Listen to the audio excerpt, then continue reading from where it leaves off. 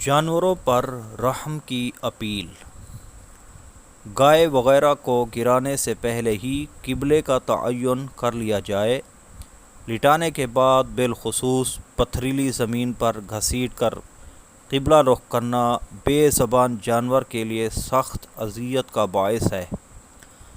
ذبح کرنے میں اتنا نہ کاٹیں کہ چھری گردن کے مہرے یعنی ہڈی تک پہنچ جائے کہ یہ بے وجہ کی تکلیف ہے۔ پھر جب تک جانور مکمل طور پر ٹھنڈا نہ ہو جائے نہ اس کے پاؤں کاٹیں نہ کھال اتاریں۔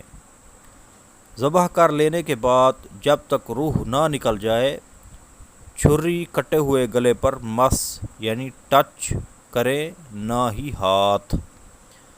بعض قصاب جلد ٹھنڈی کرنے کے لیے ذبح کے بعد تڑپتی گائے کی گردن کی زندہ کھال ادھیڑ کر چھری گھونپ کر دل کی رگیں کاٹتے ہیں۔ اسی طرح بکرے کو ذبح کرنے کے فوراً بعد بیچارے کی گردن چٹخا دیتے ہیں۔ بے زبانوں پر اس طرح کے مظالم نہ کیے جائیں۔ جس سے بن پڑے اس کے لیے ضروری ہے کہ جانور کو بلا وجہ ایذا پہنچانے والے کو روکے۔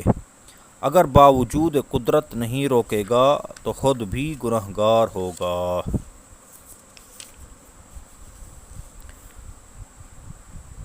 دعوت اسلامی کے اشاعتی ادارے مکتبۃ المدینہ کی مطبوعہ 1197 صفحات پر مشتمل کتاب بہار شریعت جلد 3 صفحہ 660 پر ہے۔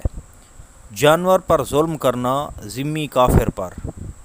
اب دنیا میں سب کافر حربی ہیں، ظلم کرنے سے زیادہ برا ہے، اور ذمی پر ظلم کرنا مسلم پر ظلم کرنے سے بھی برا ہے، کیونکہ جانور کا کوئی معین و مددگار اللہ عز و جل کے سوا نہیں۔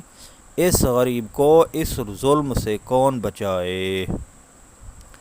در مختار ورد المحتار جلد 9 صفحہ نمبر 662۔ صلو علی الحبیب صلی اللہ تعالی علی محمد صلی اللہ علیہ وآلہ وسلم۔